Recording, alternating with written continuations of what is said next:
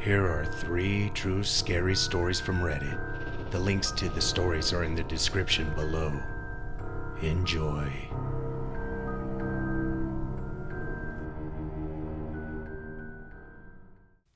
Number 1. This incident happened to me last year on Halloween. My little brother and I were home alone since our parents had gone out on a Halloween party. They had tasked us with handing out candy to the trick-or-treaters. This bummed my brother and I out because we had made plans to go trick-or-treating with a few friends. Our parents told us that we were too old to still be trick-or-treating and that we could instead invite our friends over to the house and hang out there. My friends declined my invitation to come over because they still wanted to go trick-or-treating, so that left me home alone with my brother handing out candy. A lot of people stopped by our house, and by 10 o'clock, almost all the candy was gone. My brother and I decided that we'd eat the rest. We were sitting on the couch watching a scary movie, stuffing ourselves with candy, when there was a knock at the door. I stormed off the couch, wondering who the hell could be knocking on our door this late. I assumed that it was just some late-night trick-or-treaters. Even if that was the case, I had turned the porch light and Halloween decorations off, which should have been a dead giveaway that we were out of candy or that we weren't home. So I assumed it was my parents. Being cautious, I looked through the peephole and saw a suspicious man standing on our front porch. He was wearing a black hoodie with the hood over his head, which made it difficult to see his face. The only detail of the face I could spot was that he had a beard and dry, crusty lips. There was no way that this guy was a trick-or-treater because he wasn't wearing a costume and was far too old to be trick-or-treating alone. His hands were stuffed in his front pocket of his hoodie, and he also looked very thin. Every single red flag went off in my head about this guy. There was no way in hell I was going to open the door. Still looking through the peephole, I watched as he knocked on the door again. He seemed desperate for us to open the door and was shaking a bit. It wasn't cold outside, definitely not cold enough for someone to be trembling. He was giving me a bad vibe, and I wanted to get rid of him as soon as possible. "We're out of candy," I shouted to him. I watched as a smile spread across his face. It wasn't a friendly smile either. "Are you alone in there?" the man asked, almost in a mocking voice. His voice was raspy and dry. "Should I call the police?" my little brother asked me quietly, gripping his cell phone. The man let out a low grumble and said, "Sounds like you're not alone in there." I continued to watch him through the peephole. His hands were still wedged tightly in his pockets and he was still shaking a bit. I began to wonder if he was armed. I decided to take action and spoke to him in the most intimidating voice I could. "Get the fuck away from my house or I'll call the police," I shouted. His smile faded and he bared his teeth. His teeth were piss yellow, and I concluded that he was probably some homeless crackhead. He had a look of fury plastered on his face. Fortunately, he left without trying to break in, probably because he knew I wasn't fucking around with him. I didn't stop watching him through the peephole until I saw him completely off our property. My brother and I breathed a sigh of relief and decided not to call the police. My brother and I were a bit paranoid after this and watched TV until our parents came home. We didn't tell them about the man, since he hadn't really tried to harm us. Now, when I think back to this, I wish we had called the police because maybe we would have been able to prevent a murder. You see, the next day we found out that the elderly woman who lived a few houses down from us had been brutally murdered. Her neighbor had found her lying on her front porch covered in blood. She had been stabbed multiple times in the chest and neck. My brother and I immediately knew who had done it, and we told the police what we knew. They couldn't do much from the information we had given them, since we hadn't seen many details of his face. They went on the hunt for the man, but never caught him. I blame myself for that poor old lady's murder, because I could have prevented it from happening just by calling the police. I think the most disturbing thing of all is the fact that he didn't take anything from the old lady's house. Her house had been left untouched, but he could have gone in and taken what he wanted since her door was wide open. This means he just wanted to kill. That was his only intention. He didn't want money or jewelry. He only had the urge to murder. So to the creepy crackhead Halloween slasher, let's not meet. Number 2. Halloween, unfortunately, has never been a big deal out here in Scotland.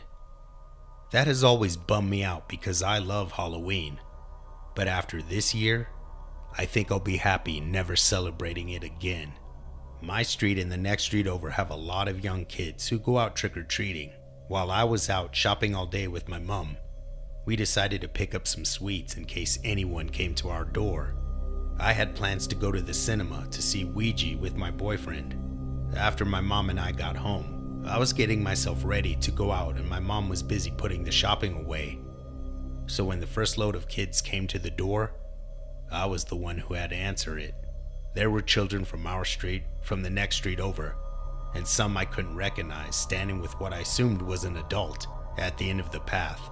The figure wore all black and had some sort of mask covering the face, but it wasn't a mask I could recognize from a movie. The kids told me their jokes and I gave them their treats. They made their way back down the path and onto the next house. I was about to close the door when I noticed the figure with the kids was still standing at the end of my path. He wasn't looking around or at the children either. He was staring right at me and my skin started to crawl. I backed into the house and watched as he raised his hand and waved very slowly at me. I was about to call out to him when my mom came to the door and asked if I was all right. He took off in the opposite direction from the children. He hadn't been with those kids next to him at all, and he left as soon as he realized that I wasn't home alone. I was completely freaked out and told my boyfriend all about it when he came to the house to pick me up. I had forgotten all about the encounter when we were out watching the movie. I got home really late and the trick-or-treating was well and truly over around here. When I walked inside, my mom was just getting ready to take the dogs out for a walk so that they could do their last-minute business. They would meet my dad on his way home from work, so I was going to be home alone. I grabbed some snacks and went up to my bedroom and onto my computer so that I could do some of my writing, scroll through Tumblr, and listen to music. After my first previous creepy encounter with guys coming into my house and into my backyard, my dad had purchased a motion sensor light and attached it to the wall of our house, right outside my window. Normally, it will turn on whenever a cat walks along our fence, but then it usually goes off after a couple of minutes. I always know when the light comes on because it lights up my entire room due to its placement under my window. While I was sitting at my computer, listening to music and typing away, the light came on. I ignored it at first because I knew that it would go off soon. 5 minutes had passed and it still hadn't gone off. So I opened my blinds to have a look outside and see what was going on. My stomach almost fell out of my ass when I saw the creep from hours before sitting on the fence, waving at the window, triggering the light to stay on. His waving slowed down when he spotted me, and it was all seriously creepy again. I didn't know what to do. Luckily, I heard the front door open and my parents coming into the house with the dogs. I rushed downstairs and started screaming at them about the guy on the fence. My dad didn't question me. He just took the dogs, rushed through the house, threw open the back door, and ran outside. I heard him shouting, "Get the fuck out of here, you creep! I'm gonna phone the police!" Dad scared him off, but I convinced him not to call the police. I just wanted to go to sleep and forget all about the whole night. So, to the creepy guy in the mask waving at me from the end of my path and from sitting on my fence, let's not meet. Number 3. I had recently seen a Friday the 13th with the killer, Jason Voorhees, and it got me thinking about this one encounter I had with someone on Halloween when I was 14 years old.